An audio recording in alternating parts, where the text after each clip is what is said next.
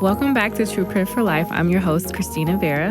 And I'm your co-host, Maylin, Sambois. Well, today is a very exciting episode, and we are so excited about it. And today is actually our 100th episode anniversary. Congratulations to us. Yes. Cue in the applause right here. So first of all, I can't believe it's been 100 episodes. Time is really going by so fast. But thank you for the followers and the people who listen to our podcast and engage. Certainly, that's the whole reason we do this, is to really be able to ensure that any kind of expertise, support, inspiration, like we can share that with others. And the True Print for Life podcast was birthed with that idea in mind.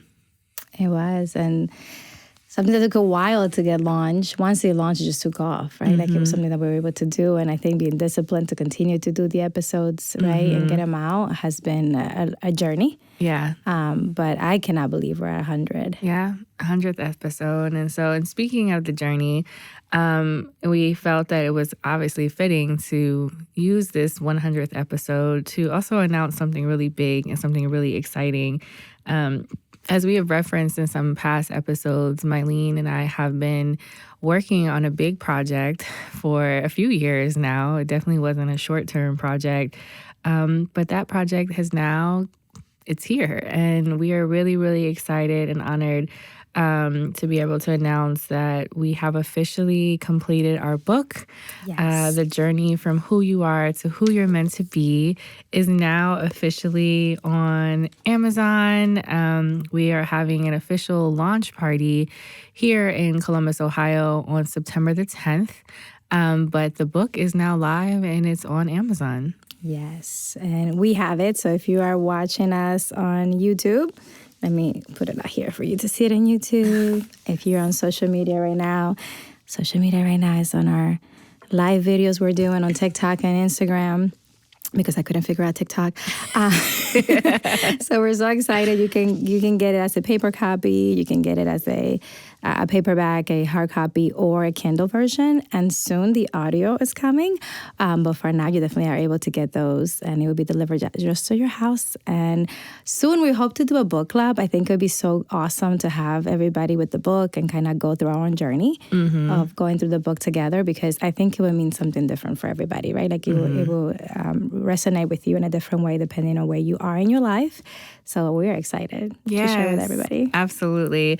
And the journey is not just a book. For us, it's definitely a roadmap, a call to rise. It's for anyone who's feeling like they're kind of feeling like they might be on autopilot, or they're looking for something new and they're looking for some additional shifts, and they're ready just to kind of take the next step. And I think a big part of that you'll find throughout the book, Maylin and I are just sharing our journeys of navigating both our personal and professional lives, and really thinking about ways that we can, as we were sharing in the book, we were thinking about how we can be intentional about providing tips, tools, strategies, inspiration, encouragement. So in this book, you're going to find a lot of information that is really geared towards challenging you a bit, and also giving you some real world experience based on the things that we've gone through. Yes, and I think more than ever now, when there's so much distraction happening around us, I had this thought today that said, you don't lack talent, you lack focus, right? So that's because sometimes we tell ourselves, oh, I don't have what it takes, or everybody else is doing it. Like, you have a talent that was given to you. All your lack is focus, because there's so many things pulling your attention. Right. And, especially now with the media and everything that's happening, it could easily, be super easy for us to just be focused on that and not focus on your purpose in this earth, not focus on what you were meant to do here and what you have to be doing here. So, and it's not something easy to do. I'm not saying it's easy, because it's a journey for me to continue to focus and be disciplined and create a discipline. And maybe today I fail at it, but tomorrow I'll try again, and giving myself grace. So when a lot of people come to Christina and I and they're like, hey, how did you do that? And how did you accomplish this? how do you do so much having real lives? Because, we have real lives. Christina has 3 kids. I have a 2.5-year-old son.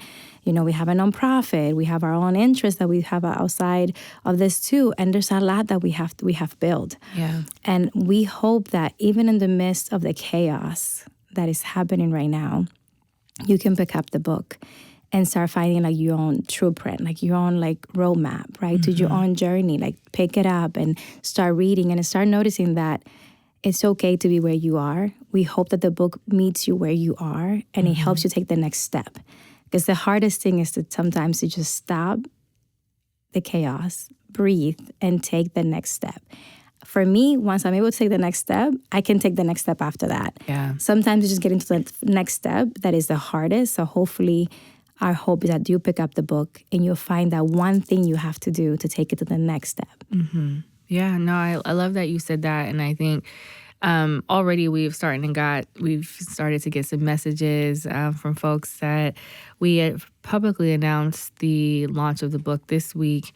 And just seeing the inboxes and the text messages and it's been really inspiring to see folks just be so supportive and so, really just like, this is wonderful, and then there's been a lot of great questions. So we thought this would be a great opportunity to answer some of those questions. And really, I think it's also helpful for us to reflect in this process because this book did not just come out of the air. This was a book that morphed into ultimately what I think it was supposed to be. Whereas where it was in the beginning several years ago when we started it, what I believe actually ended up coming out is 2 different or maybe even 3 different ideas. The title changed a couple times. The title changed a few times.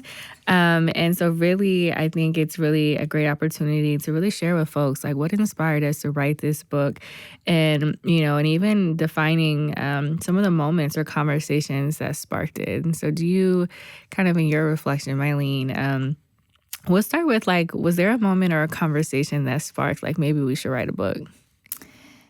Yeah, I think the first title was What She Taught Me. You remember that? Yeah. And it was a way for us because we were just talking about we were going through. And I mean, through this journey of this book, I had so many transitions, so many of losses and also birthing.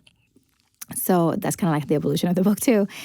But I think we were just trying to figure out how do we share with others the things that other people have taught us, but that we have learned.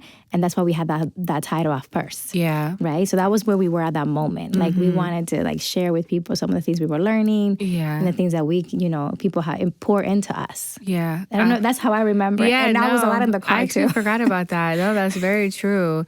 And it was... we just, I think to your point, I think it was a lot of we're learning so much. And then it was also I think we were just journaling stuff so that we didn't forget. Yes. I don't know that initially I really thought the book was going to happen. I was just well, we'll just write down notes for different parts of our businesses and different parts of things that we were learning as we went.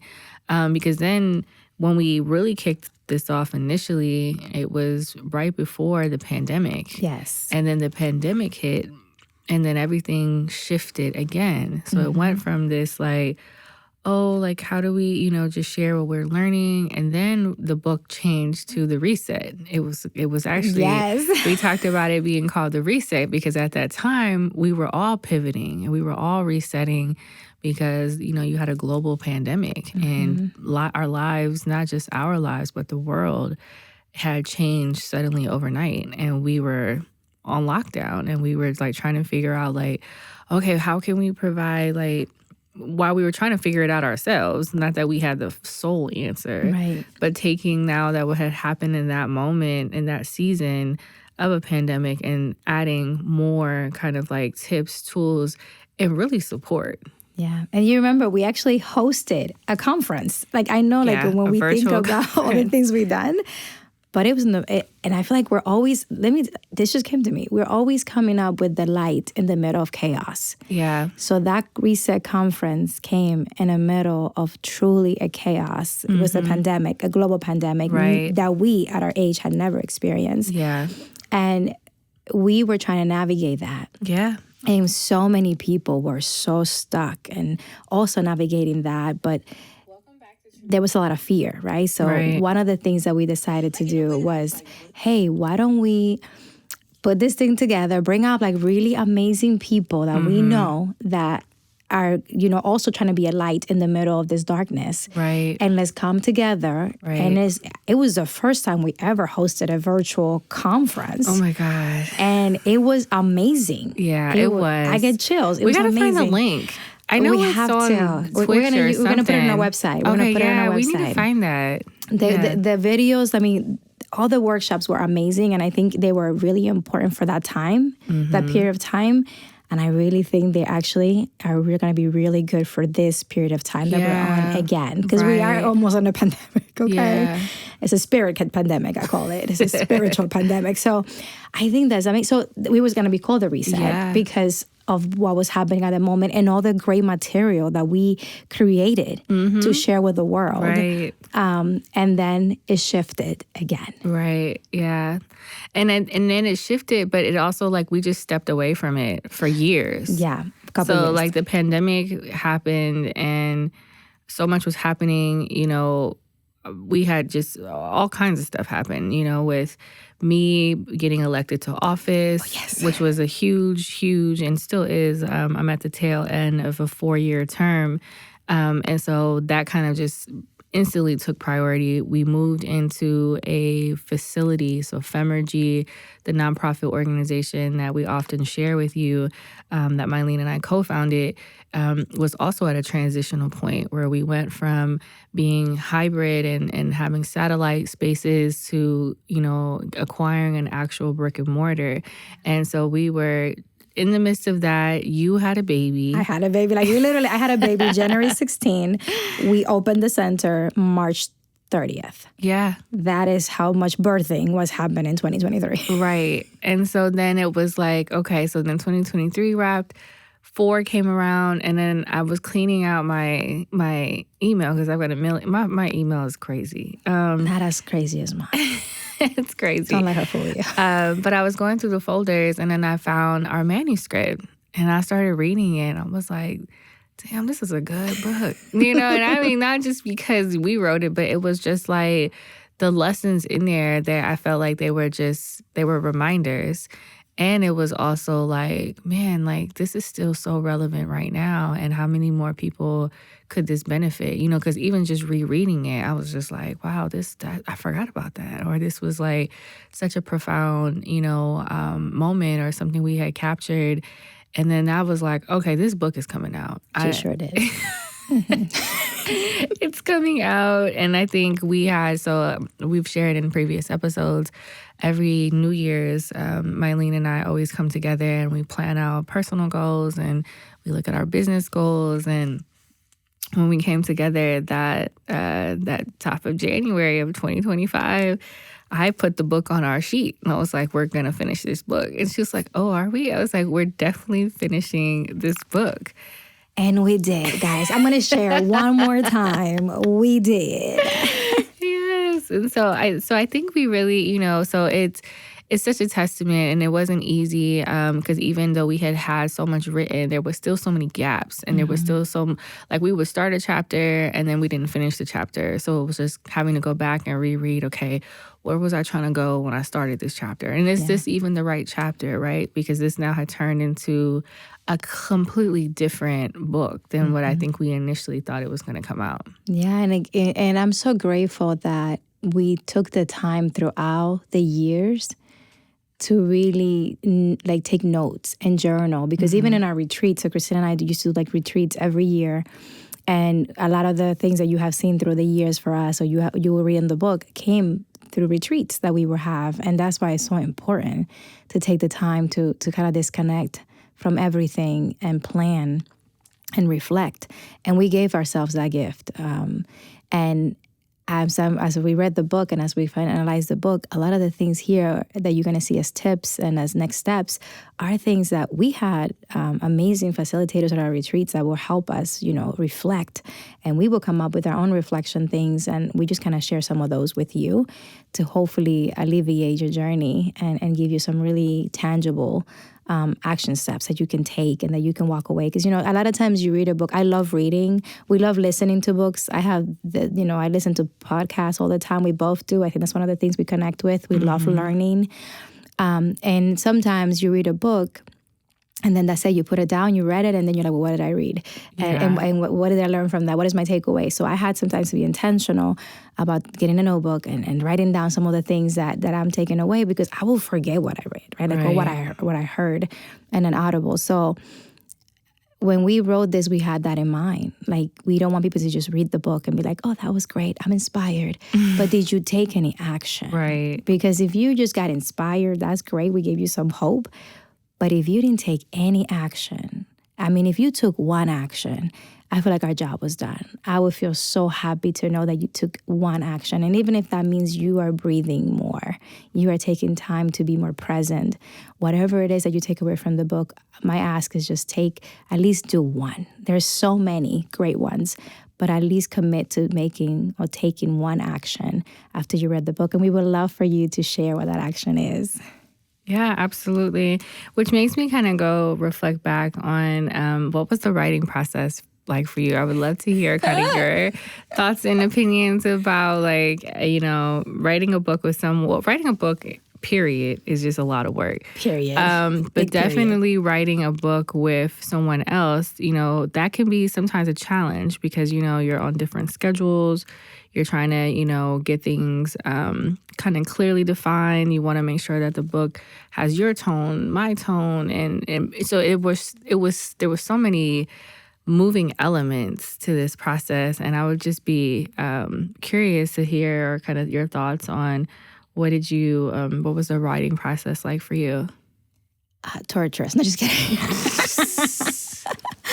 No, I think it really made me reflect on my discipline, because it takes discipline to write a book. This is, I was telling our sound engineer, Dalton, like, I thought, you just put 7 in the book and you put it somewhere in a magical place and it publishes and everybody buys it and you sell 1 million books and everybody's happy. That is not how it works. I have so much respect for authors. After we wrote our book, I always respected them because I bought their books. I listen to them, I share on my social media. But after writing our own book, my level of respect for authors has definitely leveled up, because I know how hard it is. Right. And it's also, when you choose to write about something so personal, is also you're being vulnerable. And that's something that I had to really reflect. So when we both had the book, that was something we wanted to finish, right? Christina brought it up, so let's be clear. But we both agree we're going to write it. So, we come up with goals and then we decide what goals we're going to focus on for the year. Yeah. And we both agree. I also had to decide, do I want to write the book, right? Mm-hmm. Like, do I really want to publish the book? Am I ready for what could come of this book being read? Because the fear of judgment, right? Like, if people are going to judge my writing, I'm an immigrant, I'm Dominican, I speak. Sometimes I write how I talk, and, will people identify with this? Would it matter? All these questions I had to ask myself, and I had to really reflect and process. Do I have the time to write, right? Because I was still navigating a child. I'm a single mom, so navigating that was hard. And I gave myself a lot of doubt. I actually allowed myself to have doubts and kind of stuck me for a bit. So I don't know if you call it writer's block or, whatever you want to call it. But I was praying one day and I just asked God, like, I just need you to, like, if you want me to write this book, right? Because if it's your will, if it's not your will, then tell me and I'll stop and Christina can write it. Like, she can take what she has and she's amazing. It will be an amazing book, regardless if it has me or not. So I just need to know, do you want me to write this? Mm-hmm. Is there a purpose for me to write this? And I think what I heard was, I asked you to write this. Mm-hmm. And I said, okay, you want me to write it, then what do I need to do now? Right. So that meant I had to wake up many times super early, like 4:30. I was like, I'm not even know what I'm going to write. Like, so even though we had the titles, we had some of the parts, like Christina said, like going back, to be honest, to some of those things that we had to write, it was not a pleasant thing. I had to reflect and go through some memories that were very painful for me. Mm-hmm. And I had to face those things. And then I had to write about those things. So I remember one day I just sat in front of the computer and I just started writing. And I was super blown away of how much it came out. I was like, okay, all right, well, I guess the block is lifted. So that part, I think it was transformational for me. It was healing for me because it helped me see where I started when we started that chapter, what I have been through, what we have overcome, and where we are today. And I'm like, man, like that's amazing. And it was only God. Like I couldn't just tell you, like I don't think it's anything else. It was just God that we got through all of that. And then it helped me to remember the why of the book. Like, why am I writing this? I'm not writing this to glow because you guys, I'm a little private. I'm writing this because if someone can take this and it can change your life, then I done. Like, right? Then I did my purpose. So that process was interesting. Putting our voices together, I have never seen this in a book where two voices come together and kind of like how you identify. So first, we just kind of put all of our information. We all put our paragraphs in there, all the things.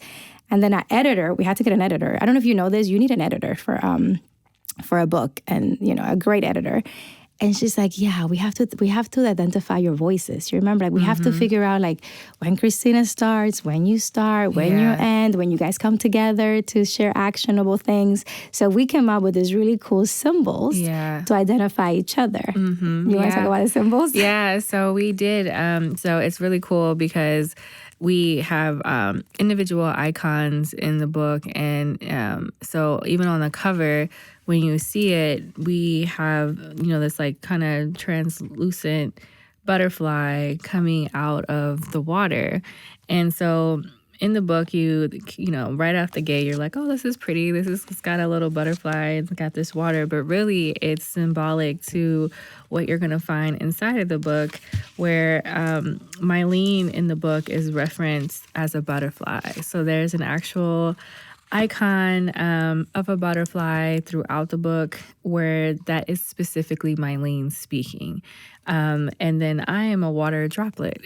So, which fits our personality so well. If you know Maylin, you know she loves butterflies. She loves the significance of butterflies and the transformational work.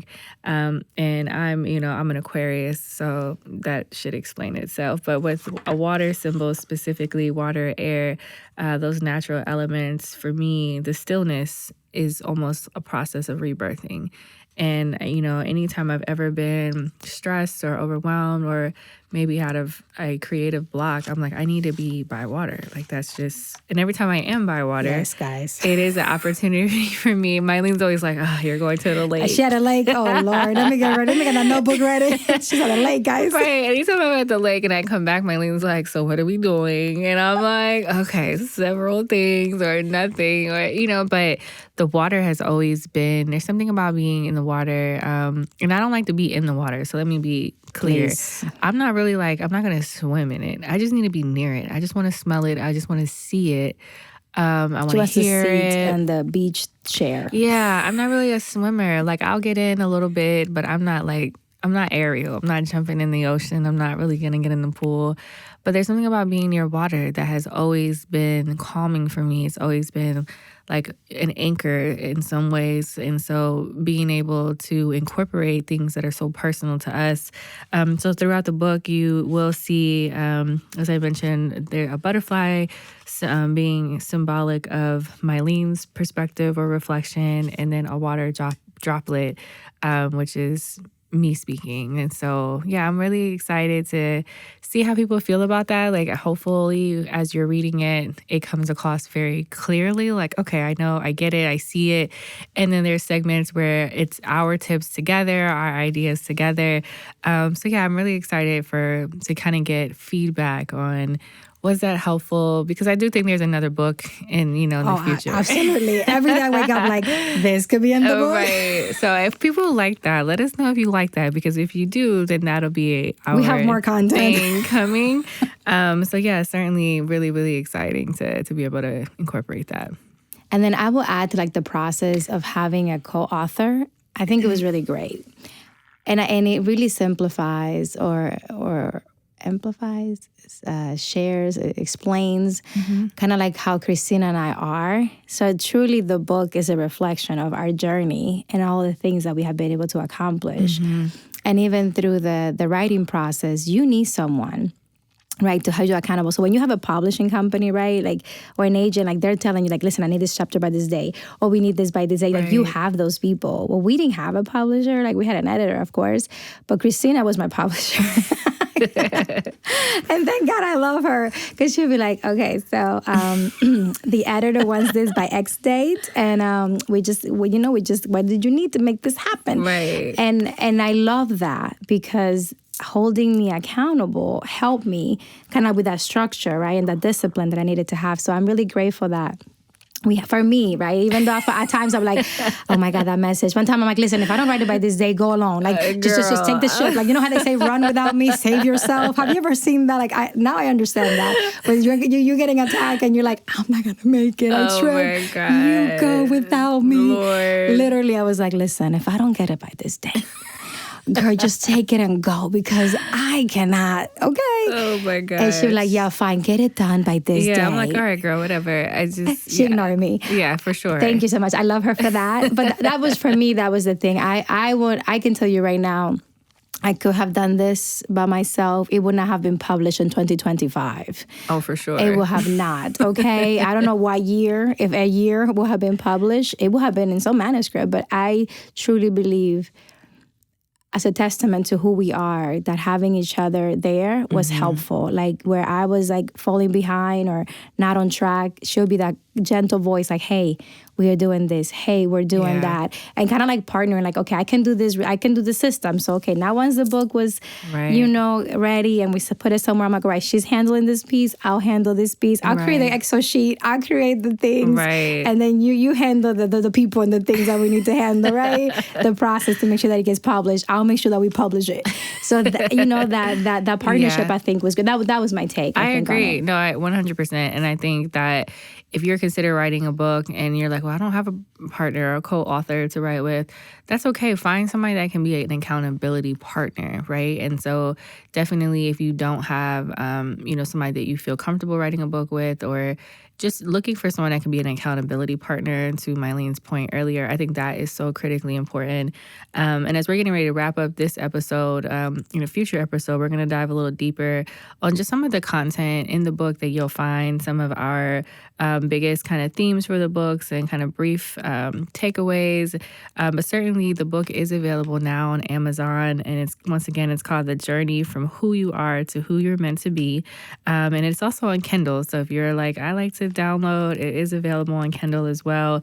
But certainly I couldn't agree more. I think that just in reflection, this book, I really was surprised by the amount of detail that went into it. Like you said earlier, I think for me, it was just kind of thinking through, like, what are we missing? What do we have? And so I think I've read the book so many times just in the manuscript phase of it.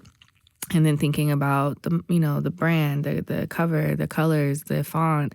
And so I was really surprised. I think one of my biggest things was like, wow, I underestimated all of the details that went into this process. And so just really having to be mindful of carving out the time. And it's really, I think, a big part of just being disciplined. Anything you want in life, if you're not disciplined, it's not going to fall out of the sky. And you may not have a business partner that's like, hey, we need this. Or, and I think sometimes, for people who are a little more disciplined, even we get to a point where we're like, do I really want to deal with all these extra people, all this extra work? But I think if it's something that you really feel called to do, or you feel connected to do, certainly it's on you to be disciplined and to make it a priority.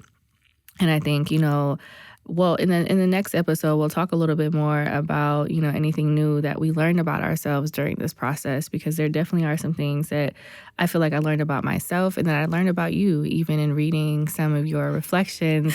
Me too. I was like, oh, Jesus. Yeah, so thank you all for your support. Happy 100th episode to us and to True Print for Life. And that really is a reflection of all the guests that have been on this show, the folks that are sharing the episodes, commenting, liking. We couldn't do this work without you as well. And so thank you for being a supporter. Thank you for tuning in every other Wednesday. And we look forward to creating more content, more opportunities to engage. And as I mentioned earlier, the book is on Amazon right now.